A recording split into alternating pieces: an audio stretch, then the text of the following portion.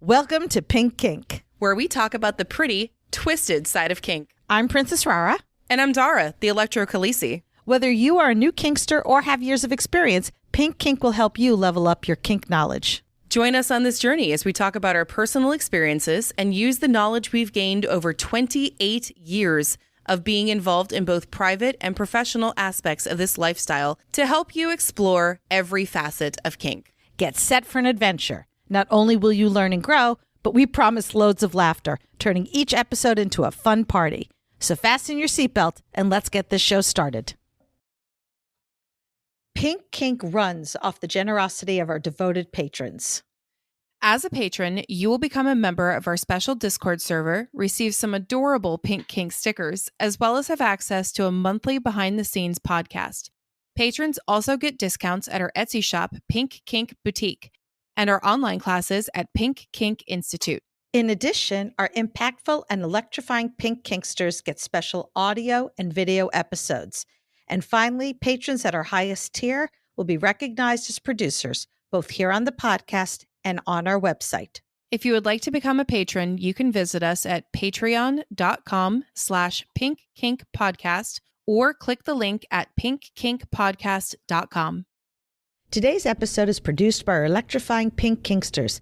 Thank you, Jay, Witcherman, Brianna Lynn, Daddy J, Fabe, Embers, Blossom, William P, Claire, Lady Blooding, Naughty and Nice, Butte Pain, Manda Panda, Kat, Stefan, Shadow Phoenix, Voldy, Christopher, Kilted Sir, Brian, May Cry Devil, Ruby Riot, Mistress Velma, Enchanted Sparrow, The Wombat, Impact Hazard, Twitch, The Midnight Girl, Sinful, J21, Daisy If You Do, AK Harley Chick, Violet Rain, Serenity, Belle, Eric, Lady Affliction, Dr. Dave, Pumpkin Pie, Ms. Tourmaline, S'more, Hacksaw, Wee Mad Beastie, To Be Better For Me, 3 a.m. Thoughts, Forest, BP Bryn, Crash Override, Kinky Bear, Barbie, Navigator Bard, Frost, Sinful and Naughty, Coffee and Chaos, Noir, Haley's Comet, Mr. Pillsbury, Peaches, Mighty Owl, Princess Sassy Pants, Lady and Lex, Chaos Monster, Kristen, Casper, Hazel Page, and Jessica.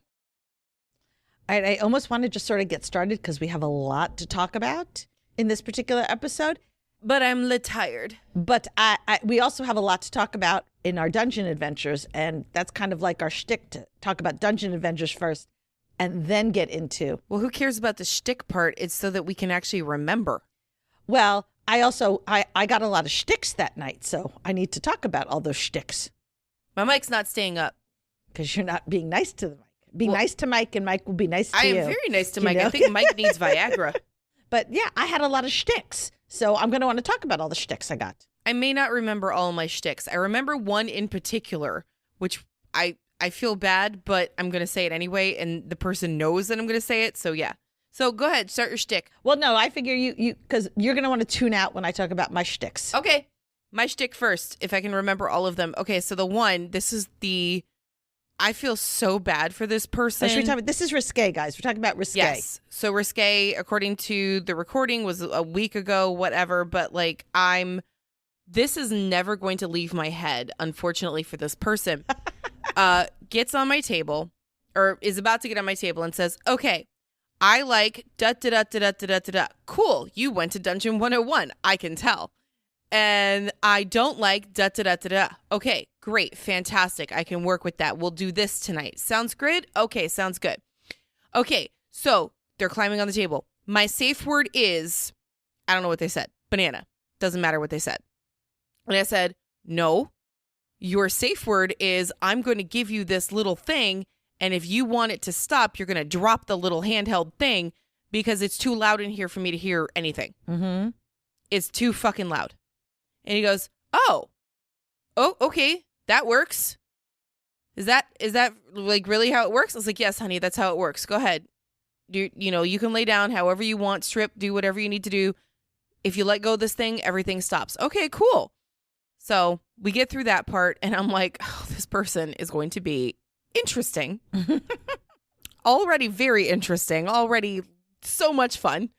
And so I do my thing. We did more sensual and scratchy because they don't like thuddy. They don't like blah, blah, all this other stuff. I'm like, okay, cool. So we're at the end. turns over, rolls up, looks at me, and goes, Do you have any lasers? I was like, what? I'm sorry, excuse me? The what? And they said, yeah, I was really hoping for some electro play. What did he think had been happening up until that point? That's what I said. I was like, honey, the entire last 15 minutes has been electro play. Okay, so the fact that when he put his name on the sign-up sheet that has at the top electro play. Here's the thing. It does not. Oh, it doesn't? It says Violet Wand. Ah. So apparently he misunderstood that Violet Wand was, in fact, electro play. Newbies are so cute. Aren't they just? And I'm laughing, but also not. And it's like, also, lasers are totally different than electro. There's electricity. Laser. They're laser. Not electro. And also, what the fuck is laser play going to do? It's light. Oh my God, you're almost speechless here. I couldn't even come up with what to say. I was like, honey, that's what we've been doing. And he's like, really? That's what this was? I was like, uh-huh. You see that little device you were holding on to and it's attached to the Violet Wand? That's where the electricity is coming from. Oh. My God. Oh my God. Did you just want to pat them on the head and go, you're so cute? I did, actually. That was what I was going to say. I patted him on the head and I said, you're so pretty. I was like, I'm sorry. I hate to tell you this, but I'm on a podcast and this story is definitely going in the podcast. And he goes, yeah, that makes sense. I understand completely. I think that he was really embarrassed about it, but also yeah, I get it. That was bad. Oh my God. I was like, honey. Oh. Ooh, okay. Oh, so that was probably the best thing, the funniest thing to happen all night. The rest of it was, it was pretty generic for me. It was fucking packed. It was insane. So I was up front. Vixen and I were both hosts that night. We were laughing because we had never done the spiel as many times in one night as we had done that night. Do you want to do the spiel right now in announcer voice? No. I can't. I need to say my voice for this shit. But it was and there was constant, people it didn't stop for 3 hours. I mean, so the dungeon doors open at 9, right? And then they close at 2, which was also very confusing because it was daylight savings. Yes. So it closed at 2, but then became 3. Right. So it was interesting, as you would say, to try to figure out. But I laughed. That's not our problem. That would be Cosmo's and the Crucible's I'm problem. going, so which 2 does it close at? The 2. Does it close at 2 or 3? Right. Well, they said what happens is since the time change happens at 2 anyway, we're just going to close it. Close at 2. At 2, which is 3. Anyway, but it was just constant people. And I had to, as you had somebody who maybe wasn't fully paying attention, I also had a numbnut who apparently all the signs up in the changing area that said no cell phones, this is a no cell phone zone. Somebody didn't think that applied to them. Is it me? No, it wasn't you. Though we did have to talk to you that night. Because I pulled it out and I was not focused at all on that. I saw you guys. I wanted to stand with you guys. And I was just like, oh, and then you pointed to the sign. I was like, oh, fuck. And I kept walking. But so in addition to, I met a ton of people, a couple of people going, oh, you're Princess Rara. Love Pink Kink podcast. Mm-hmm. I got a few of those too. And then I had to help somebody with their outfit. Occasionally somebody will have straps or issues that they sort of need an extra set of hands. So help with that too. It was, that was the basic night. But then afterward, once it hit midnight, and I'm finally I'm out of here. I was a woman on a mission. So I don't know if I've talked about this or not, but my needle top and I have set a couple of goals. Dara's turning away from the mic and opening up her phone. So we had set a couple of goals, and I always feel like, as when I'm bottoming, I always feel like I'm taking and not giving, which is kind of silly because when I'm the top, I understand that I'm also taking as the top, but it's just a hard mindset to get out of when I'm bottoming. So I wanted to help my top reach some goals that they had set so that I could give back to them. And one of the things that they and I had talked about was the number of needles that they had done in a person. Their number that they had done, the max was 300. So up until this point, I'd only done 145 was my max. So I didn't think I could like surpass that already. But we set a goal that night for 200 needles. Okay, wait. Insert Dara's bleh. Okay. So the funny thing is like I'm nervous about it, but I'm going, it's going to be okay. We'll do like 25 gauge, which are the small ones. We'll be fine. Then Fez comes through at one point, and he's also very much into needles and hook suspension and stuff. So he's my cheerleader. You got this. You can do it, whatever. So he comes by. He goes, oh, I was over in the needle area. Learning curve is set aside. The 200 needles for you.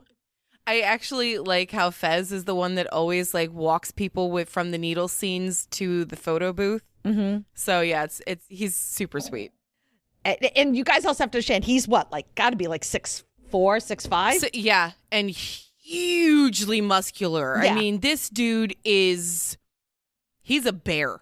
He is an absolute bear in all the best possible ways. He's a big, hairy, bald, bearded bear. Yeah. He should enter our beard contest. Well, you're having the beard contest. Yeah. Okay. I need to work on that. You should add that to your to-do list. So I get there, and Learning Curve's got the 200 needles set up. And apparently it was not the small 25 gauge needles. They had picked some larger needles. Now, the biggest needles I have done to date are 16. And I only done a few of them. I have done, and for anybody who doesn't realize or hasn't paid attention in my previous talking about needles, the gauge in needles goes up as the needle gets smaller. It's backwards. So I had done Lobos, which is 50 needles of 18 gauge. So of the 200, Learning Curve had picked 100 needles in a 20 gauge, 50 needles of a 19 gauge, and 50 needles of an 18 gauge. Well, at least it wasn't 16s. It wasn't, but I wasn't expecting Lobos plus. But I didn't want to hurt Learning Curve's feelings, and I'm like going, all right, we got this. We can do this. So I sat down, and the needles started going in. And I got to do one of my favorite things to do, which is watch the crowd as they walk by and see all the double takes as they kind of glance to the side. That whip head. And then whip their heads when they realize that there's somebody. They whip their heads back and forth. Well, some people do, because like they whip their heads, see it, and hurry up and whip it away. That would, yeah. People just stop and are like, ugh. And then what was funny is a couple of people, as I'm sitting there getting the needles put in, I had to tell a couple of the observers they needed to move because they were there's a St. Andrew's cross right by the medical play area, and somebody was trying to do a scene on it. And there were people who wanted to watch my scene who were in the way of the other scene on the St. Andrew's cross. I'm like, so I'm still almost DMing while I'm getting needles stuck in me. Oh, my Lord. Going, guys, you got to move. That's not good for the headspace. No, so, well, again, so I'm an exhibitionist. So having people watch me and talking to them works just fine for me. An extroverted exhibitionist. So talking to people watching my scenes is sort of my happy place. So we get the first 100 in. Boom, boom, boom, really fast.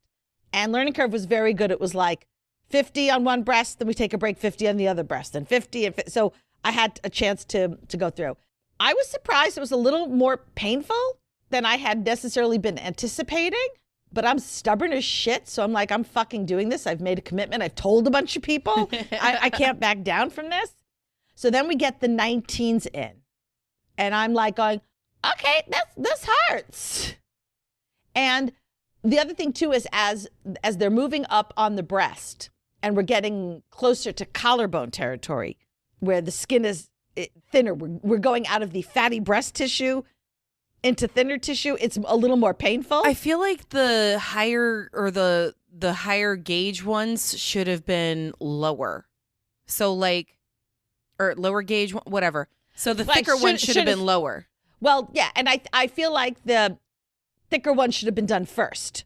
Yeah. So that it got easier, not harder. Well, maybe, the point was to warm you up or something. Maybe. So by the time we got the 150 in of the 20 and 19 gauge, I was very proud of myself because normally in the past, I've been known to just suck it up, buttercup, and do shit that I don't necessarily want to do because, again, I'm stubborn. Mm-hmm. But I also knew that part of the problem is I had to drive myself home. So I could not get too horribly spacey, and I was getting spacey. So I spoke up and I just said, I cannot do 50, 18 gauge. I just can't do it. Okay. And Learning Curve, bless their heart, was like, okay. And we figured out. So we did, but the problem was also how many they had of different gauges. So I think we ended up then doing 22 gauge for 30. Okay. And then switched to 25 gauge for the last 20, which those are tiny. They are small. That's the smallest that I carry in my kit. And I did it. And then I had to walk into the photo booth, which is on the other side, and get pictures taken. And then it was so cute because just to show you how spacey I am, Rain is like, okay, now let's do one where you cover your nipples. And I went, we don't need to do that with covering my nipples. I don't care. My nipples are all over fucking FetLife. And she's like, no, Cosmo can't post the picture if your nipples are showing. And I went, okay, I'll cover my nipples then. Yeah. So they're gonna want to right. That, well, so we come back and we're getting the things out. Cosmo comes over and checks because Cosmo had been paying attention and watching. And I said to him, I go, we took some pictures covering the nipples so you could use them. He's like, oh, cool. Thank you. This is one of the problems that I'm seeing more of as the events are getting bigger and we're getting more new people. I mean, I am all for new people. We need to keep fresh blood and keep going. Lord knows I like new people. Right? But I almost wish our dungeon had a policy that you cannot attend any event until you've attended 101. Mm-hmm. But even then, people tell me they attend 101 and still, I don't know if they weren't paying attention or they came in halfway or something. There's a group of people that want to come. They're new. They want to try something different.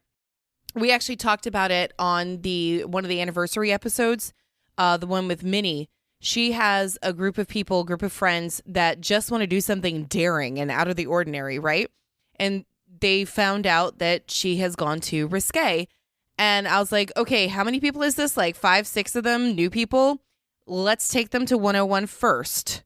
Because if they can't handle 101, they definitely should not. They have no business going to Risque. Honestly, to me, Risque is advanced. It's not a beginner event. No. Which one of the events besides 101 would you call beginner? Like if we had to categorize. It's hard because normally I would call Blush and Bruise a good event for beginner, but the last one was jam fucking packed. So I don't know. It's getting bigger, which is great on the one hand, but on the other hand, it's like, holy shit, this is a lot of people, and there's not enough of demos, there's not enough hosts, and there's not enough DMs to handle all of this. So I was sitting on the table, and Learning Curve had put a stack of chucks next to me because we were using the chucks to put up against my breast to stop the bleeding. Right? And when Is this after the needles came out? Yes. Okay.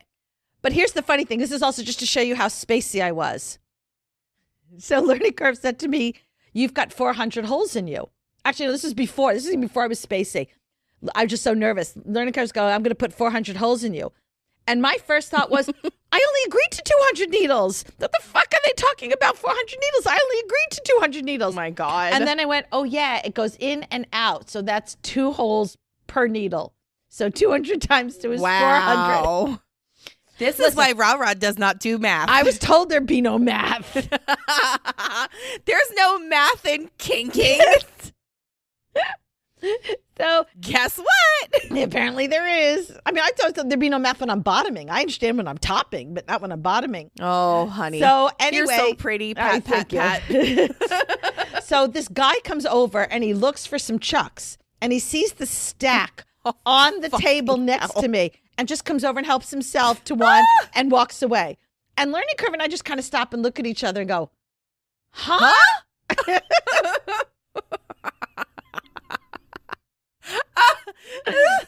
Yeah. And then he came back to get another one. And at that point, I stopped him and I went, excuse me, you could at least ask first. I was bitchy. Learning Curve was actually very educational and I was impressed. Learning Curve was like, listen, you see this? This is a scene. This is a scene that involves blood. The area around her is not sterile. You are taking things off the table. That is sterile. No, it's not that it's sterile. You may very well have taking things that have blood on them. You don't know. It's part of this scene, which is a blood-involved scene. And you're now taking things off. You don't know if that's clean or not. Well, good for Learning Curve. So I said that to them afterward. I said, you were so much kinder than I was. But I was hurt. Yeah, no, you don't have to be kind every single time. I'm glad you're realizing this now, Rara. Well, I am kind, except when I'm in pain. Well, that's not true. When I'm in the hospital with the kidney stones, I'm very kind to the medical personnel. But that's also because they have good drugs, and I want the good drugs. So, and if you're bitchy, they don't give you the good no, drugs. they're slow when they walk to you. Oh. I'm sorry, medical personnel. I'm sure even people who are bitchy, you understand it's in pain, and you don't. I'm joking, okay? Listen. If food service people can get back at rude customers in the way that we all know that they do, then medical staff can also get back at rude people, okay? Yeah. So not saying that happens. So that was a nice little lesson. It took me a while to the blood finally stopped. That's 400 holes. You were leaking. It was leaking. like a sprinkler. But what was really cool is, like my friends, of course, came up and said, wow, amazing, well job. I mean, Dar didn't because Dar was nowhere to be seen. Dara was working. Even if you weren't working, I would not have come to see. No. Be honest. Come on. Hey, aren't you proud of me that I'm sitting here listening and participating and calling you a leaky? Well, I almost said leaky cauldron. Well, I'll tell you about that in a minute. So, and then but we had total strangers coming up, not only to me, but also to tell Learning Curve what an amazing job they had done. And that's really very cool. But the funny thing, talking about the leak, so the next day I posted in the patron Discord server, which you can join by becoming a patron at patreon.com/PinkKinkPodcast. And for as little as $2 a month, you can join our Patreon server. So anyway, thank you. I posted a picture of like a geyser, and I went, actual footage of my breasts while I'm drinking water. Oh, fucking yeah. I did see that. And I just kind of noped right back out. But anyway, so I accomplished it. I did my 200 needles. I am waiting for the pictures to show. If you are on FetLife, I do have posted the after of my breasts with a lot of holes in them. And then the after with all the bruises, because they're quite colorful with bruises. So that was the adventure. Are we ready to actually talk about the subject? Yeah, let's go. I'm just curious. We haven't even mentioned what the subject is. Have we set a new record? Nope. Oh, damn. We are very close, however. But I figured you wouldn't want to do that on purpose. No, it has to be. It doesn't count if you do it on purpose. It only counts if it happens naturally. Okay, well, you're like 2 minutes short. All right. Well, now that you've mentioned it, it wouldn't be natural, so I can't. Can't do it. Well, you mentioned it. I know. All right, so today's topic is exploring behavior modification through BDSM. I wanted to do this because I know, and I'm pretty sure I've told the story about how I used my DS dynamic to train myself to floss my teeth. Yeah, I kind of need to do that. Yeah. I need that. I can barely, Daddy J can't even get me to, brush my teeth consistently. Well, Daddy J needs to up his consequences game. Which sounds vile. I am not a dirty person, but half the time I will be in bed already and then be like, fuck, I forgot to brush my teeth, or fuck, I forgot to take my meds, or fuck, I forgot something. Yeah. So ADHD shit is really fucking with me. Yeah. So I thought it would be kind of fun to talk about this and how you can use a DS dynamic to modify behavior. I mean, one of the things that I personally hate, I'm sure Dar has her own opinions about it, is when people talk about, well, the dom is going to break the sub. Nope. And I hate that. But I'm totally okay if the dom wants to break their sub's bad habits. Yeah, no, that's good. Okay. Breaking to me is like, you don't even do that to horses anymore. That's bad horse training. Well, it's what they do in the military. They break you down to create a mindset of listening and following orders. And it's done on purpose. And to me, a DS dynamic, though, is not the military. It's not. And I don't even like that. Right. So just in case you guys don't know what behavior modification is, it's a method used to encourage positive behavior and tackle negative habits. And it helps you improve your relationship, manage mental health, foster personal development. I mean, it can be whatever you want. I use behavior modification to floss my teeth. I know people who use behavior modification for exercising or healthy sleep habits or healthy eating habits.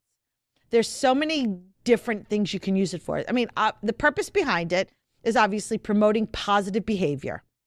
You want the desirable behaviors and discourage the undesirable behaviors. It helps with learning and development because you can use behavior modification so subs can learn new behaviors or skills, develop healthier habits. And the cool thing with this is it doesn't just have to be things specific to like kink. You could ask your dom to help you with health goals, job goals, family goals, relationship goals. It doesn't have to be just kink related. It's literally, to me, it's about building you up. Even though what I do a lot of humiliation, which is, in itself tearing you down, but it's not really. I don't really know how to explain that one, but it's different. It's not completely trying to deliberately break your brain. Yeah.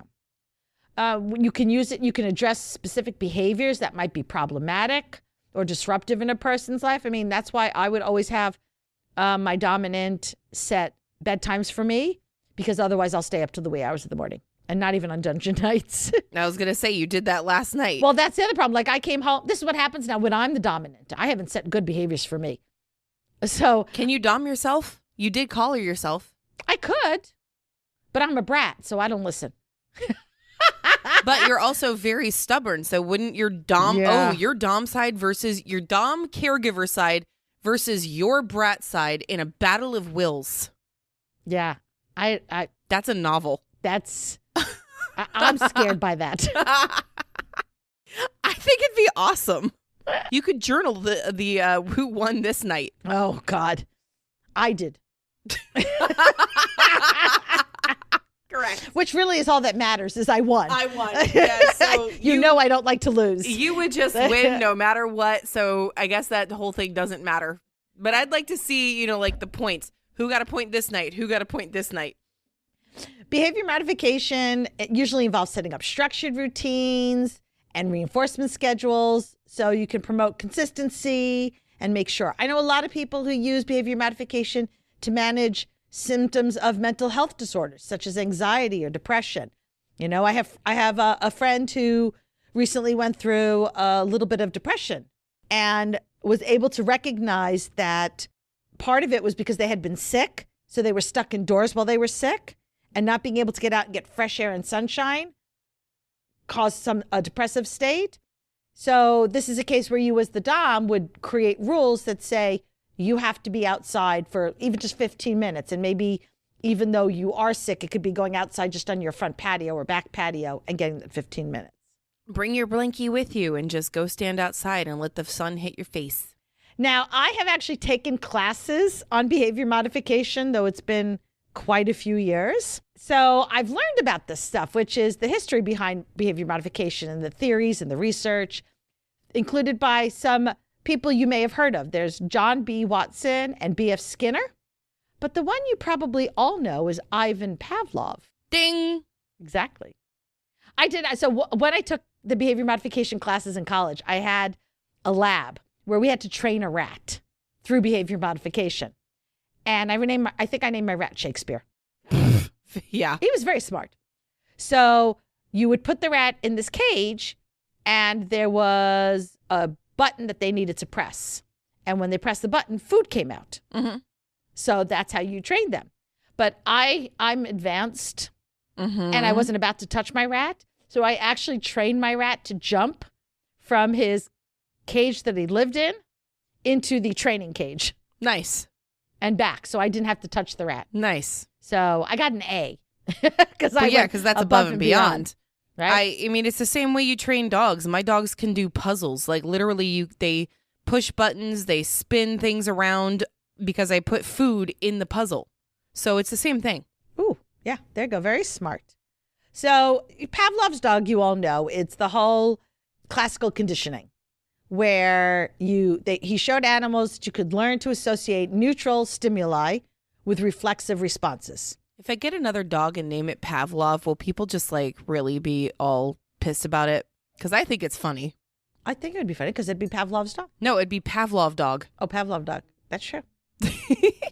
But the classical conditioning is applied in behavior modification all the time. You might not even realize that's what you're doing when you're doing behavior modification.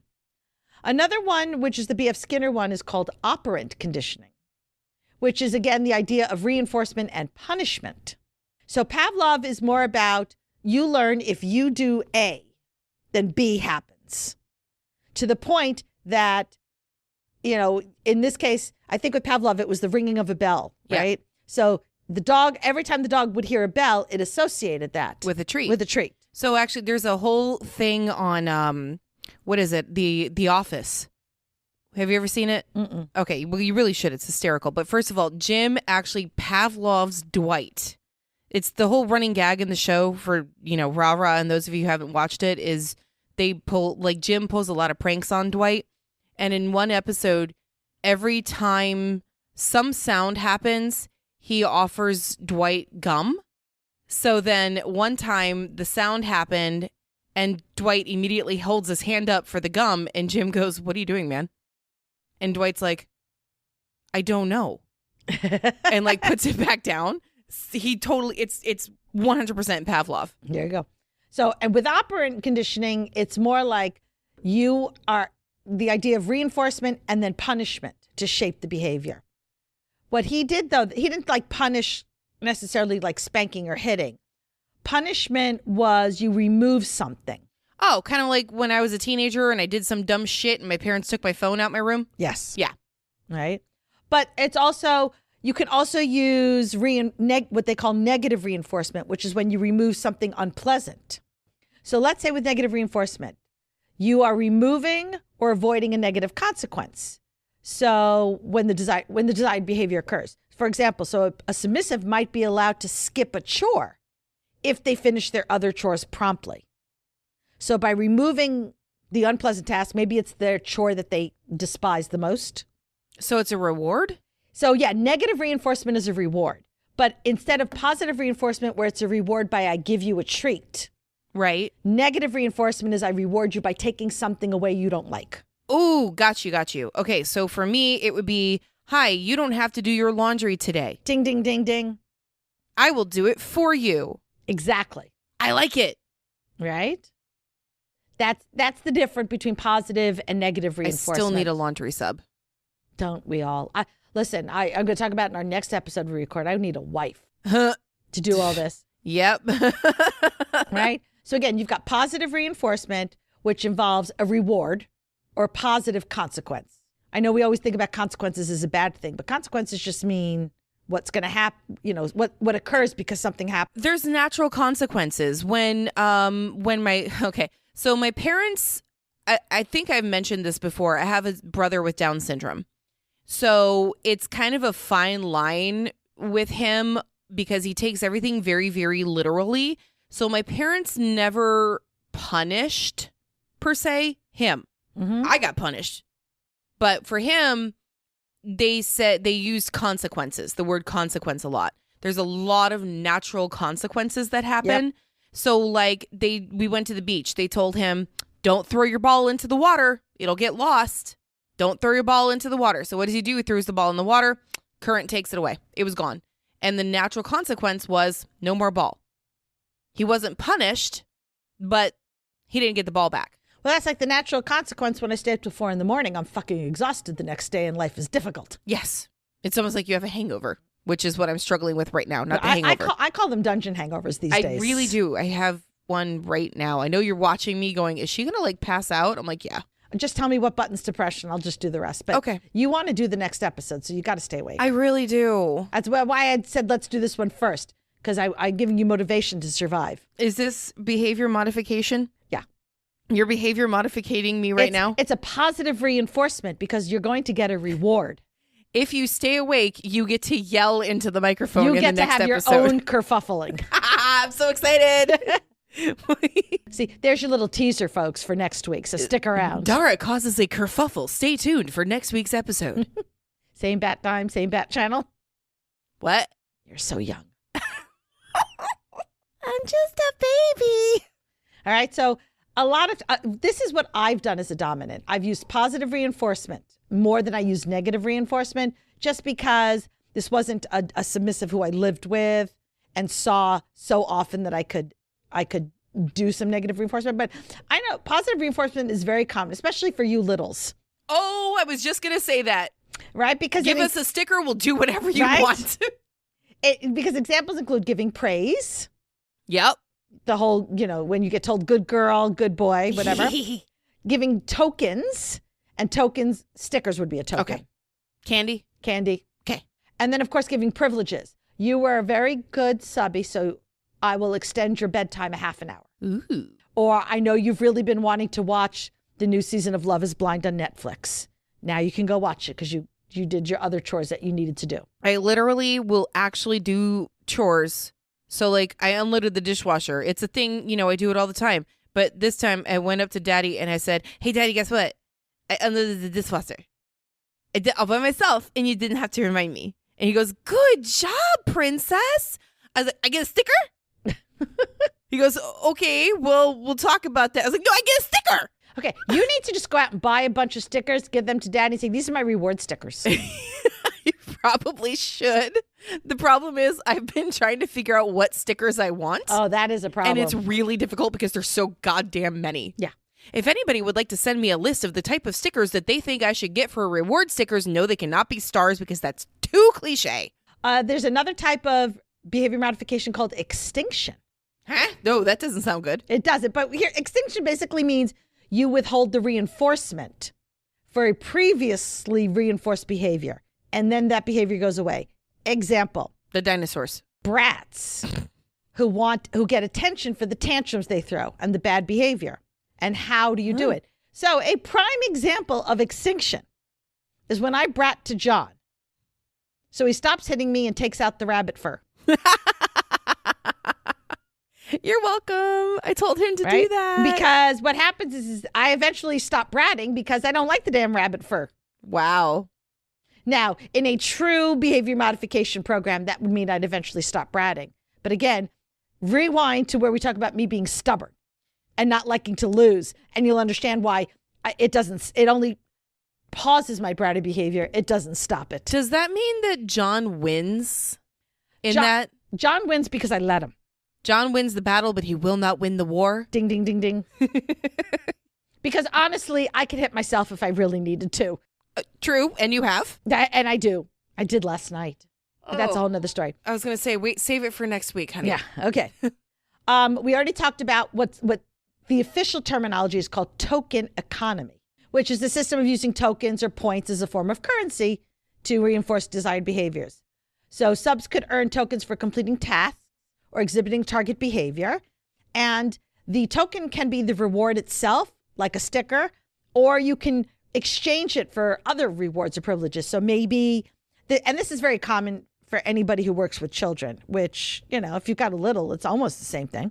But it's like if you earn 5 stickers, then your caregiver will take you to see that movie that you wanted to see. Or if you earn 20 stickers, you get to go to Build-A-Bear. I like this. So like you can cash in your sticker prize at any time. Right.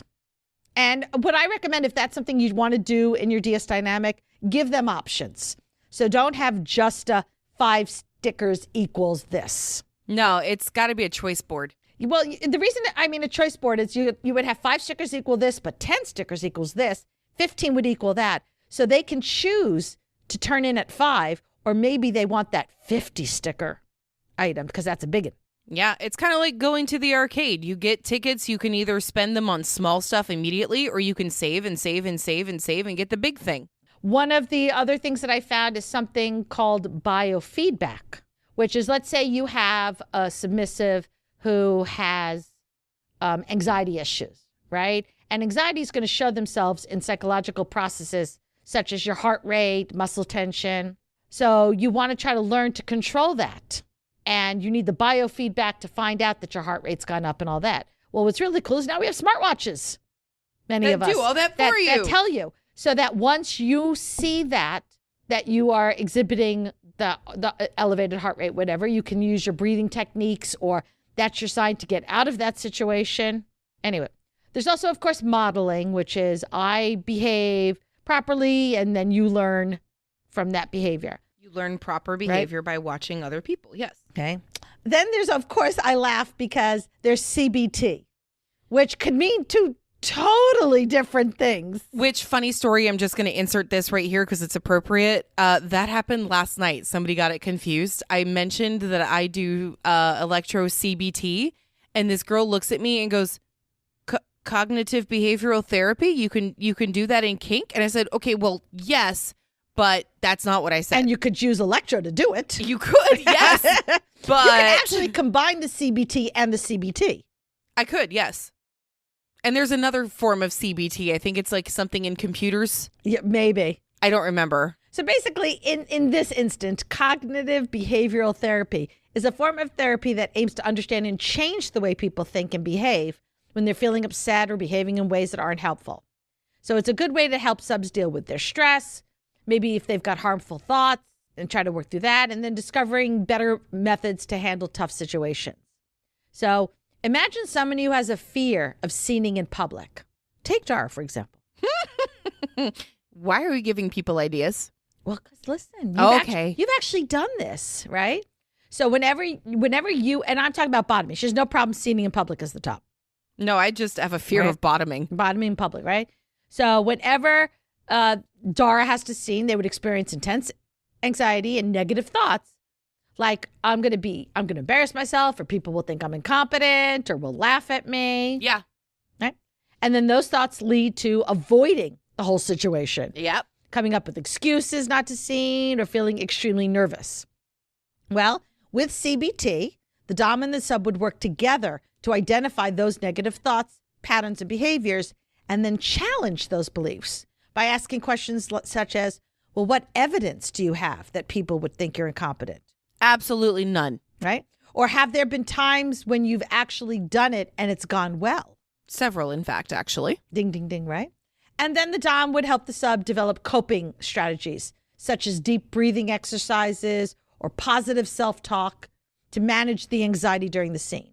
And eventually, through practice and repetition, the sub learns healthier ways of responding to the situation and gradually becomes more comfortable, and hopefully their fear diminishes over time and they can start to scene publicly with less anxiety and greater confidence.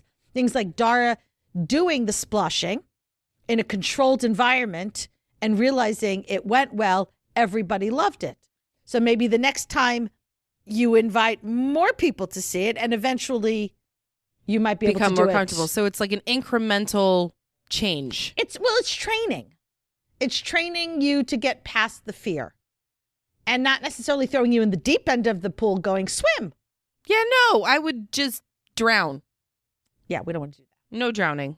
But I like CBT because I think it's a way to gradually train somebody versus just going, well, you should.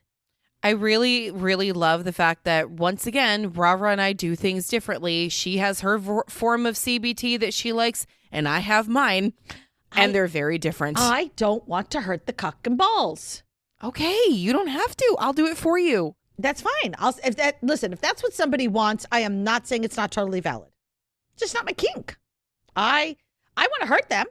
I just don't want to hurt the cock and balls. That's fine. Like I said, I will do it for you. I don't have a problem with that. Then there's also applied behavior analysis, ABA, which I want to call it ABBA, but I don't think that's really, it's not the same thing. So it's actually a very fancy, systematic approach to understanding and changing behavior. And it's often used with subs who might have developmental disabilities or on the autism spectrum, which I am running into more and more kinksters who do fall into the autism spectrum. A friend I was just telling you about before just got diagnosed this week with being on the autism spectrum. And she was telling me all this stuff, and I'm like, yep, yeah, okay, yeah. How did we not pick up on this 20 years ago? So listen, I know people who, now looking back, knowing everything I know about autism spectrum disorder, going, yeah, totally in the spectrum. But then we just went, they're weird. They have quirks. Yeah, they're quirky. They're antisocial. They don't do this. And then it's like, oh shit, no, this makes sense now. But like, it's partly because there's more research going into it. And it's not just people who are nonverbal and can't look you in the eye. Spectrum. And it's right. But back in the day, that is what was identified as autistic. Yeah. Which is why girls were almost never identified as autistic. So ABA basically breaks down complex behaviors into smaller measurable components and then uses reinforcement techniques to teach those skills. So I've learned about this from Lord Allen about things like you can't just tell them your chore is laundry. No, God, no. You have to list it into small chunks. Yeah, I think we talked about that during that episode. Right? Yes, laundry is my kryptonite because of that. There is no do laundry, one step. No, laundry is like 12 to 16 steps. Right. And for me, it's one step, do laundry.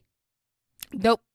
I mean, I know it's got sub-bullet points because you got to do it in a certain order because you can't do the dryer before the washing machine. Well, clearly, that's just ridiculous. So basically, you can use any or all, a combination of these approaches, depending upon what the sub needs, the preferences, and the specific behavior that you're targeting to change.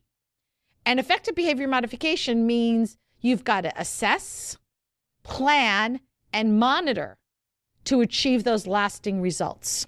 This is all in an ideal situation. Not to mention, you have to be prepared that if you try one thing, maybe you're trying positive reinforcement techniques because you don't want to do punishments, but the positive reinforcement techniques are not working.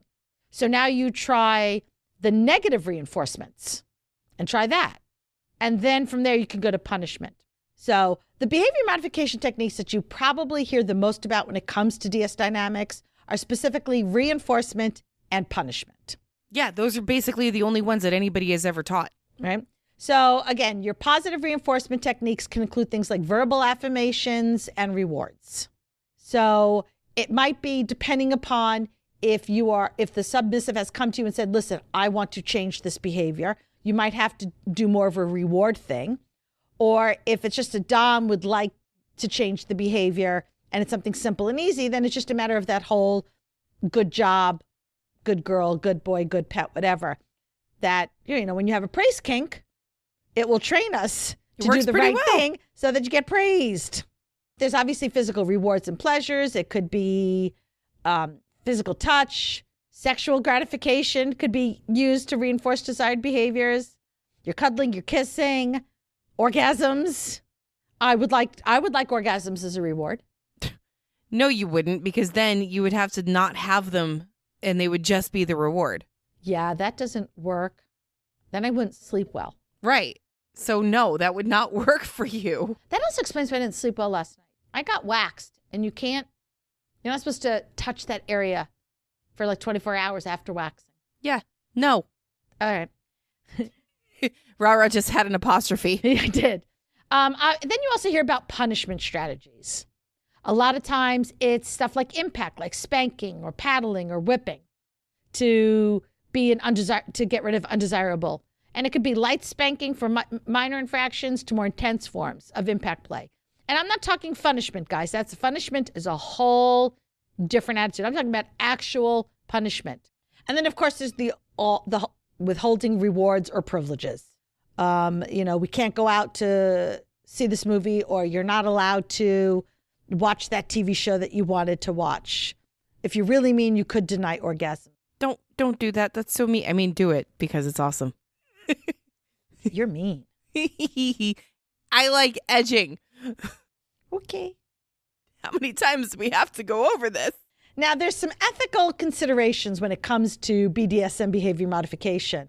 Number 1, consent. Number 2, consent. Number 3, consent. And number 4, consent. I see what you're going for here. All right. It has to be consensual. Any and all of this. You cannot decide as the dominant, I don't like that behavior. I'm going to change that behavior. And I'm going to turn my submissive into Pavlov's sub.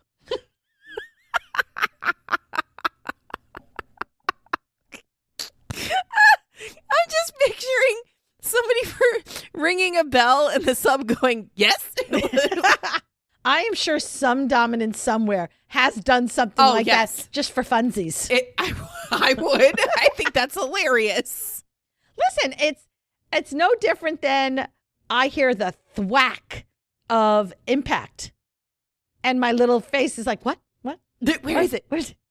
Rope. I swear to God, you know what would be a good reward? Just like wrap me in rope. You don't even have to tie it up. Just literally as soon as the rope touches my skin, I'm like. Just drape it. Just drape it over me. You would look really good in a rope dress. You should do that. I've actually done rope corsets a couple times. I started off with rope corsets before I ever got to rope suspension. I feel like you should do like the first scene you should do at a maybe a dungeon night is be tied in a rope dress and then like a mini dress and have to walk around like that. You know I would do it. I know, but I'd like to see how you behave wrapped in rope the entire time, because your reaction to rope is so different than your normal personality.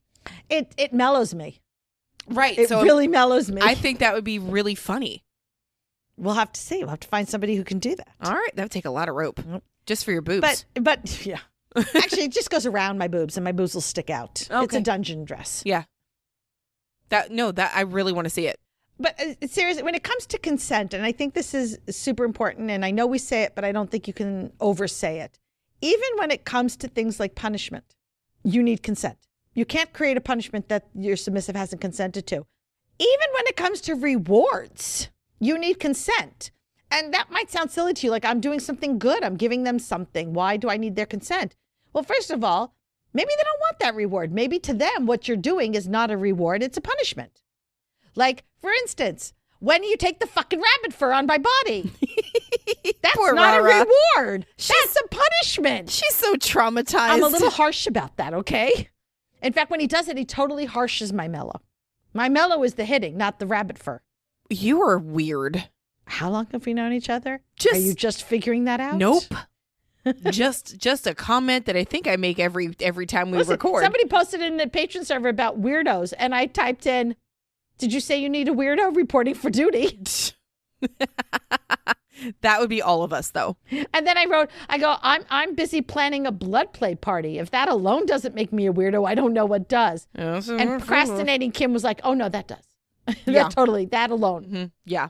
But you need to sit down with each other and talk it through, because the submissive might have some very valuable insights into what would work for them and what would not.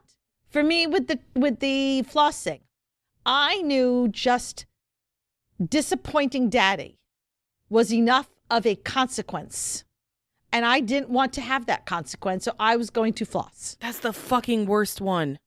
Oh, I'm disappointed in you? Oh, God. That look and the guilt that comes with it. Jesus Christ. That's manipulative. You have to use your power. With great power comes great responsibility. My God. But you also need to set up limits and establishing all the consent guidelines that you normally would. You want to make sure, of course, that anything that you come up with is safe in the sense that it is not too much. The crime, the punishment equals the crime. And you also need to figure out if you're setting up aftercare and emotional support, because, right, you've disappointed me. You can't just say that and walk away and leave your submissive to stew, That's psychological torture. right? Which is against the Geneva Convention. You cannot do that. You will be arrested. You will. I could just say, you're going to the police officer. Officer, I would like to report a crime. No. My daddy said he was disappointed in me and walked away. You're not doing it right. Ostifer, I got to report a crime. I don't talk like that ever. But I do. So this is because you're picturing me doing it, therefore. And then, by the way, the officer is a stuffy, most likely a panda. Is he wearing a badge? Do we have to get you a panda with a badge and a police cap? I need a panda officer. You need a panda officer. Do you think? Ooh, does Build-A-Bear have pandas? Wait, now I need to check. That is going to check with this while I finish. Go ahead. Talking about this. The whole point is behavior modification really freaking works. If you happen to be a parent, then you do it with your kids all the time. So you're already predispositioned to do behavior modification. If you're a dominant, understand they do. I'm looking at her face. They totally do it, Build-A-Bear. So and that's in an officer outfit. Oh my God. It's okay. We need that. Needs a hat. Yes. Where's the hat? Oh, she found it. Can you tell? Oh my God. It's not just a panda bear. They have well, obviously you just pick the bear and then you buy the outfit, but oh my God. Okay. All right. We got to get you that for your birthday. We'll get you that. Yeah. Okay. You also should not, if you're a dominant, I'm so excited over our panda bear. I lost my train of thought. If you're a dominant, you need to use behavior modification for good and not evil. They're so cute. Oh my God. I'm gone.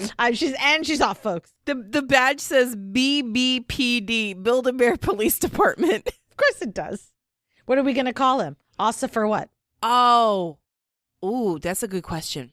Should we have patrons do a decision thing? Yeah. See, another reason to join our Patreon at patreon.com/pinkkinkpodcast, where you can get to vote on this. Maybe we should do this before my birthday?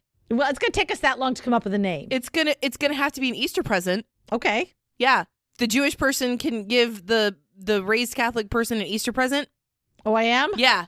And it's a Build-A-Bear police officer. Okay. Mm-hmm. All right. Yeah. This in 2 weeks. We got time. Plenty of time. I have nothing else to do until then. No, nothing. Can I finish this episode so we can then go on to your soapbox? Yeah. I know you've been anxiously awaiting the soapbox. But I know, but panda. But panda. Okay. If you are a submissive, you can ask your dominant to set up behavior modification programs for you because you know yourself and what would work and what wouldn't work, and talk to them and sit down together and figure it all out. Do you have anything else you want to add? Because I'm so tired. I can't see straight. And now your panda has messed up my headspace too. Yeah, but it's a really cute panda. No, it is really cute. And he looks adorable in his police officer costume. I think that I am so tired. Like, the hangover hit like halfway through this episode. Like, I was fine up until I started to not be. And like... that makes total sense. Right? You were fine until you weren't. I was... Duh. That's how it works. But like, my right eye is not working. So like when you said I can't see straight, I'm like, no, I haven't been able to see straight this whole time. It's like blurry in my right eye. I did find something I wanted to touch on really quick though. Okay. I'll be good. Consistency. Uh-huh. If you are a dominant using behavior modification with your submissive, consistency is the key. If you are going to reward them for certain behaviors or consequences for certain behaviors, please fucking follow through, Daddy J. Sorry, did that slip out? Oops. Sorry, did I say that out loud? You let the inside thoughts come out. I love you, Daddy J, but yeah, you gotta be consistent with I'm okay with him not being consistent. I don't see the problem with this of course at all. Not. But the problem with not being consistent is the behavior modification is not going to work, as evidenced by the fact that Dara doesn't let her. Does he know you're here? Did you let him know? I did. Okay. As soon as we sat down, I went, "Ooh," and then texted. Good job. By the way, he says hi. Hi. Because after we started recording is when I noticed that he said, "Tell Rara I said hi." So I'm telling you now, hi. Listen, I only feel safe saying all this because he doesn't listen. No, he really doesn't. So I should really just not wear my headphones when editing anymore. Especially this part. Yeah, no, this part I'll turn the volume up really, really loud. But if you aren't consistent with whatever you've worked out, be it punishments, rewards, consequences, whatever. If you're not consistent, you're not going to be able to modify that behavior. That makes sense. And submissives need to know. I know from when I was a submissive, I need to know that what you say is what's going to happen and you are going to follow through. Because if you don't, not only does my behavior not change, but it's difficult to respect. Especially you expect your dominant. If your dominant says something that they're going to do, they're going to do it. And if the dominant doesn't do it, it does tend to make you question, how dominant really are you? And how much does our DS dynamic mean to you that you're not willing to put in the effort? So please be consistent, be it monitoring the progress, following through on what you say you're going to do, adjusting your techniques as needed, checking in to see how it's doing, be it weekly, monthly, depending upon what you come up with. You can use these techniques for things specific to your dynamic. Let's say you just want to create a protocol that your submissive always has to walk on your right side. So you come up with a way to modify that behavior so it just becomes natural that they always walk on your right side. So daily rituals, you can have training sessions, any of this, all of this works for behavior modification. Am I even still making sense at this point? I feel like I'm rambling. No, you are rambling a little bit. Okay. Do you want to just wrap it up? I think that might be because if I'm passing out. You're passing out. I'm rambling. We're tired. We need a coffee break. Oh, yeah. I've been drinking coffee this whole time. Well, it'd be worse. Same, but I feel like I need to go lay down on the mats over on the other side of the dungeon area and just take a nap. And then, Yeah, you do that. We'll be fine. You're done for. Yeah. Okay. So, we gotta wrap it up. We gotta go nap, folks. But please come back next week and listen to Dara's kerfuffle because I'm very excited to not be the one kerfuffling. Oh, I'm gonna probably piss people off. Ooh, and I'm here for that.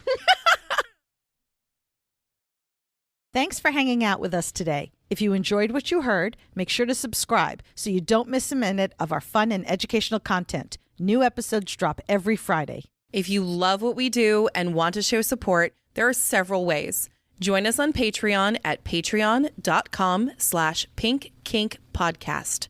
You can support our affiliates or help spread the word about our kinky podcast to your friends. Don't forget to rate and review Pink Kink on Spotify and Apple Podcasts. Those 5-star reviews go a long way in boosting our podcast through the algorithm and reaching more listeners. Sign up for our Pink Kink Institute classes. Shop at our Etsy shop, Pink Kink Boutique. Stay connected with us on social media. You'll find all the links on our link tree posted in the show notes. Your support means the world to us. So until next time, stay pretty, stay safe, and stay twisted.